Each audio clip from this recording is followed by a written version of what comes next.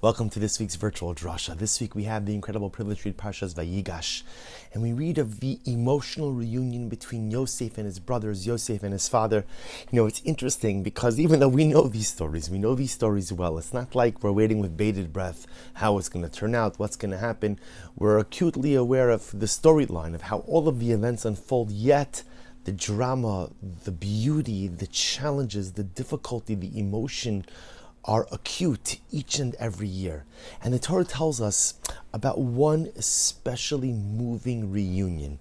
The Torah says, this is in Perek Mem Hey Pasuk Yudalid, chapter 45, verse 14, Vayipal al Savarei Binyamin Achiv Vayefch Ubinyamin Bacha al Savarav. Literally translated, Yosef fell on the necks, Savari is plural, on the necks of Binyamin, his brother, and he cried, and Binyamin cried on his neck. So Yosef fell on Binyamin, cried on Binyamin, Binyamin fell on Yosef and cried on Yosef.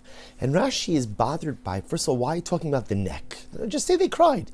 Their brothers embraced, such an emotional reunion, and they cried. But it doesn't just say they cried. Yosef fell on Binyamin's neck. Binyamin fell on Yosef's neck. Not only that, but again, when it says that Yosef fell on Binyamin, it says necks. Yosef fell on Binyamin's necks, plural. And Binyamin fell on Yosef's neck. What's happening over here? And Rashi HaKodesh says something so beautiful. Rashi says, Al shnei mikdashos sha'asidin lios bechelko shel Binyamin v'sofen lecharev. So Rashi, quoting the Gemara, explains the neck is a metaphor for the Beis Hamikdash. Just like the neck supports the head, so the Beis Hamikdash, the temple, supports the head of Klal Yisrael. Yosef saw prophetically that the two temples which would stand in the tribal areas of Binyamin would be destroyed. So in this moment of brotherly reunification, Yosef mourns for that which will be lost in the tribal area of Binyamin. The first temple, the second temple, the Bayis Rishon, the Bayis Sheni. Hence again the neck and the plural, two necks of Binyamin. Binyamin cries over Yosef. Rashi says, why is that? Al Mishkan Shiloh. This referred to the Mishkan, which was situated in Shiloh for 369 years. Shiloh was the tribal area of Yosef, Ephraim, Menashe. And so Binyamin cries over what he sees prophetically to be the future destruction of the Mishkan and Shiloh. So an incredibly dramatic idea. Brothers are reunified. We look at the pasuk, we assume they're just crying because they're overrun by emotion. But it turns out, says the Gemara, they're also both crying because they recognize that the pain is not over. Yosef cries over the pain of the two destroyed temples in his brother Binyamin's portion. Binyamin cries for the pain of the destroyed Mishkan in Yosef's portion. And the Lubavitch Rebbe Zecher Tzadik V'Kadosh Lebracha asks a simple question. He says, I don't understand.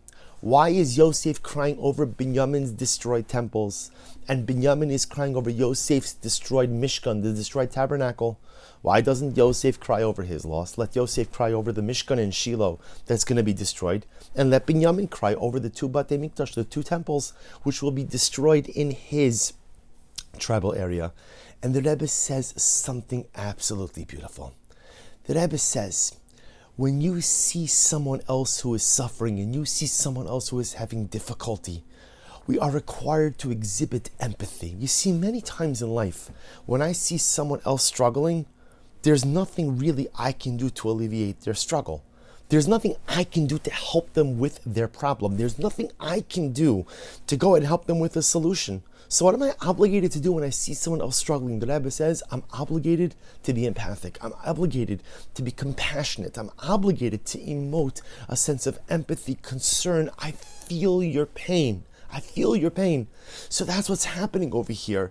Yosef goes ahead and sees the destruction that is going to happen in his brother's tribal areas. Binyamin Nebuch, I see prophetically the destruction of the first Beis Hamikdash, the second Beis Hamikdash. Binyamin cries for Yosef, I see your pain, the destruction of the Mishkan and Shiloh. But says the Rebbe, you can cry over the pain of another, but when it comes to your own challenges, you cannot sit there and cry. When it comes to your own life challenges, my obligation is to figure out, how do I resolve it? How do I resolve my challenges? If I can't resolve them, how do I navigate my challenges? I can't sit and cry for myself. I can't sit and feel sorry for myself. I can't sit and simply lament the nature of my circumstances, because I am obligated to seize the reins of my life. I am obligated to take the wheel. I am obligated to do whatever is within my power to right the ship. That is my sacred duty when it comes to my life. For other people, you can cry over their tsaras.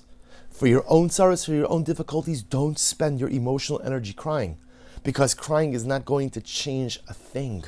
Utilize your energy, divert, channel your energies in ways where you can make a difference in your circumstances. As such, says Rabbi, now we understand it. Yosef cries for Binyamin's loss, but he doesn't cry for his loss.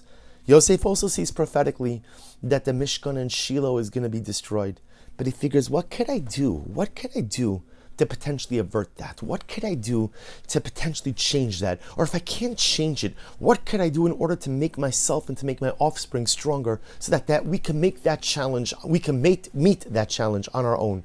And Binyamin sees the destruction of his own temples as well. But I can't cry over that. I have to figure out how to navigate that. I have to figure out what to do with that. But for Yosef's challenges, my brother, I feel for you. I love you. I feel your pain as if it were my own. I wish I could help you, but I can't. But I could give you my compassion. And this becomes an incredible model of life. Now, to be clear, there are times when we see others suffering where we can lend a hand and we can make a difference. There are times where I could actively help someone else in the midst of their difficult circumstances. But very often in life, when you see someone in dire straits, often I can't help them. What do you do when you can't help someone? You give them your heart. You allow them to feel that you are right by their side.